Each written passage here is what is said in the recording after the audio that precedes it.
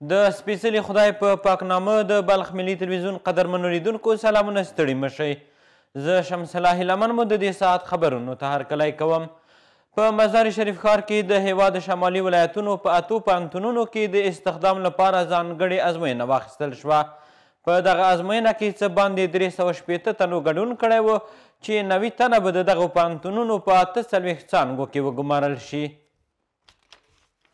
دغه ګڼ شمېر کسان چې شمېر یې نږدې 400 ته رسیږي دلته په بلخ پوهنتون کې راټول شوي غواړي چې د لوړو زده کړو وزارت د تخصصي ازموینې پروسې له بشپړولو وروسته د 8 شمالي ولایتونو پوهنتونونو کې د نوي کادري بستونو ته لار پیدا کړي. دا نوي بسته دي، نوي بستونه مو اعلان ته ورکړي دي، 48 ډپارټمنټه دي او الحمدلله موږ و د طالبانو ته هم د اطمینان ورکړ چې انشاءالله دغه پروسه به 100% کې په شفاف طریقه سره په شفاف ډول سره انشاءالله هغه پای ته رسیږي. په بلخ پوهنتون کې د کدري ازموینو سلسله روانه ده. دا داسې یو اقدام ده چې دغه نوي نسل استعداد او وړتیا دا کتل کیږي او د هغوی د دغه استعدادونو او وړتیاو ته په کتلو په پوهنتونونو کې د استادانو په حیث باندې ګمارل کیږي. له بلې خوا د بلخ ولایت مرستیال والي د علم او پوهې په ارزښت خبرې وکړې او د پوهې خاوندان اصلي حق ویونکي یاد کړل.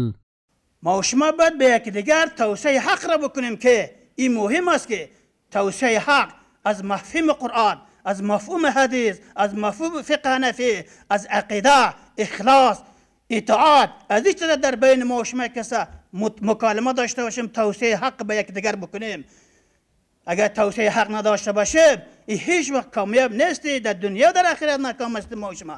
د یادونې وړ ده له ازموینې تیرولو وروسته به بریالي کسان د بلخ په ګډون د جوزجان، سرپل، فاریاب، سمنګان، بدخشان او د بغلان ولایت پوهنتون اړوند کادري بستونو لپاره پر دندو وګمارل شي. د بلخ ولایت د اطلاعاتو او کلتور رئیس له یو شمېر فرهنګي او سیاسي فعالانو سره وکتل.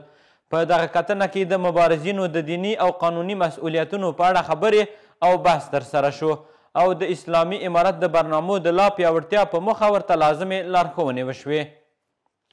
په دغه مشورتي او لارښوونې غونډه کې د دولتي ادارو یو شمېر مسؤلینو، ویاندویانو او د بلخ ولایت د قلم او علم خاوندانو برخه اخیستې وه. په پیل کې د بلخ ولایت د اطلاعاتو او فرهنګ رئیس مولوي ذبیح الله نوراني د دې غونډې د هدف او اړتیا په اړه توضیحات وړاندې کړل او د علم خاوندانو او فرهنګیانو پر شرعي دندو او مسؤلیتونو یې رڼا واچوله. ټینګار یې وکړ چې د غونډې ټول غړي باید د ټولنیز عدالت د تامین او د افغانستان د اسلامي امارت د ملي پروګرام د موخو د څیړلو او د اسلامي امارت د تګلارې د عملي کولو او پیاوړتیا لپاره خپل نظریات شریک کړي. ښاغلي نوراني همداراز وویل چې لویدیځ هڅه کوي د زهرجنو تبلیغاتو په کولو سره د افغانستان د اسلامي امارت نوم بدنام کړي.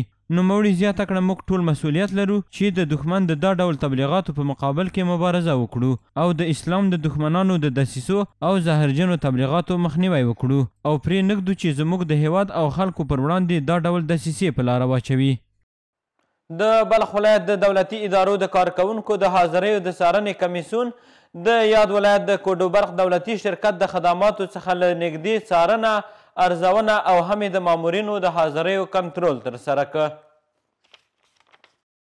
په لومړیو کې د یاد کمیسیون استازو د کوډوبرق دولتي شرکت له مسؤل حافظ فرید احمد سره وکتل چې په یو شمېر برخو کې د یاد مسؤل له لورې معلومات ترلاسه کړل. د دغې فابریکې د مسؤل په خبره دا دولتي شرکت 1480 تنه کاري پرسونل لري چې د افغانستان د اسلامي امارت پر راتګ سره په دې کې 300 تنه مسلکي انجینران په دندو ګمارل شوي دي. همدارنګه دا د نړۍ په سطحه دوهمه فابریکه ده چې په لوړ کیفیت کوډ تولیدوي او تر اوسه پورې د یادې فابریکې په زیرمو کې د 1 میلیارد افغانیو په ارزښت کوډ تولید شوی او شتون لري. وروسته یاد کمیسیون د کوډوبرق دولتي شرکت له ټولو چارو څخه لیدنه وکړه چې د دې شرکت فني او مسلکي مرستیال انجینر محمد صادق له لورې د ټولو برخو اړوند بشپړ معلومات شریک شول. د نوموړي په وینا دا فابریکه په 25 برخو کې کار کوي چې تر ټولو لویې برخې د اکسیجن 1150 ټنه تولید، هایدروجن 2500 ټنه تولید، نایتروجن 2500 ټنه تولید،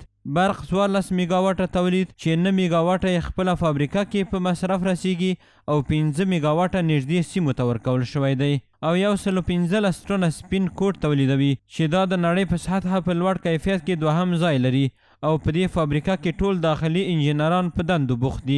همدارنګه د بلخ ولایت د دولتي ادارو د کارکوونکو د حاضرۍ د څارنې کمیسیون له لورې ټول کاري پرسونل ته د امیر المؤمنین د حکمونو اړوند خبرې وشوې چې ټول باید په شریعت ځانونه برابر کړي، ولس ته خدمات وکړي او ټول د کارونو د پرمختګ په برخه کې له یو بل سره پوره همکاري او همغږي ولري. وروستیو کې د دې فابریکې مسؤلینو وویل چې د کارکوونکو د حاضرۍ څارنه او ارزونه د خدمتونو د وړاندې کولو او کارونو د پیاوړتیا په برخه کې یو تر ټولو مهم ګام دی او د دې ترڅنګ د کمیسیون ټولو غړو ته د هر ډول همکاریو ډاډ وړاندې کړ. د دهدادي ولسوالۍ د کرنیزو خدمتونو ادارې له لورې څه باندې 15,000 بزګرانو ته د کیمیاوي سرې او اصلاح شوو تخمونو د ویش چارې پیل شوې. د مسؤلینو په وینا دغه مرستې د اکشن ایډ دفتر لخوا ورکول کیږي چې 2 بورې کیمیاوي سره او 1 بورې د غنمو اصلاح شوي تخمونه پکې شامل دي.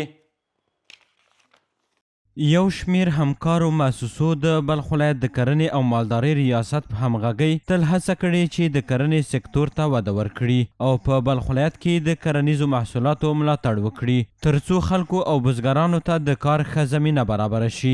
د بلخ ولایت د دهدادي ولسوالۍ د کرنیزو خدمتونو مدیریت چارواکي وایي د کرنیزو خدمتونو د وړاندې کولو او د کروندګرو د ملاتړ په موخه یې د اکشن ایډ مؤسسې په همکارۍ بریالي شوي چې د مني په موسم کې له کروندګرو سره خپلې همکارۍ ته دوام ورکړي. د دهدادي ولسوالۍ د کرنیزو خدمتونو مدیر وویل سږکال یې تر 5,000 زیاتو بزګرانو ته کیمیاوي سرې او اصلاح شوي تخمونه ویشلي دي. پای بیش از 5,100 دهقان است. یک بوجی 5 کیلویی گندم بذری است، تخم بذری گندم است. یک خلطه 50 کیلویی کود سیاه کیمیاوی، یک خلطه 50 کیلویی کود سفید کیمیاوی است. په ورته وخت کې یو شمیر بزګران د دغو مرستو له ترلاسه کولو څخه خوشحاله دي. دوی وایي چې سږکال له اقتصادي ستونزو سره لاس او ګریوان دي او د وچکالۍ او اوبو نشتوالي له امله یې ښه پایله نه ده ترلاسه کړې. تعداد دهاقین خود در قریجات ضعیف است، مگر هم کمکی که میشه به دهاقین تعداد کمک کم است، تعداد دهاقین زیاد است و فعلا ما به تعداد 38 نفر از دهاقین سروی کردن. انشالله دفتر به کمک دفتر اشتنی تو دمی گندم توزیع میکنن. در این مقطع زمانی که به حساب با کمابی و با کم حاصلی دهاقین سردوچار است، در این وقت کمک بسیار ارزنده و زندگی ساز است. د یادونې وړ ده چې دغه مرستې هغه بزګرانو ته ورکړل شوي چې په 3 کلونو کې په کرنیزو ځمکو کې د هیڅ ډول دارنګه موادو کارولو ته اړتیا نشته. د بلخ ملي تلویزیون قدرمنو لیدونکو دا د دې مهال خبرونه، تر بیا مو الله مل ښه وخت.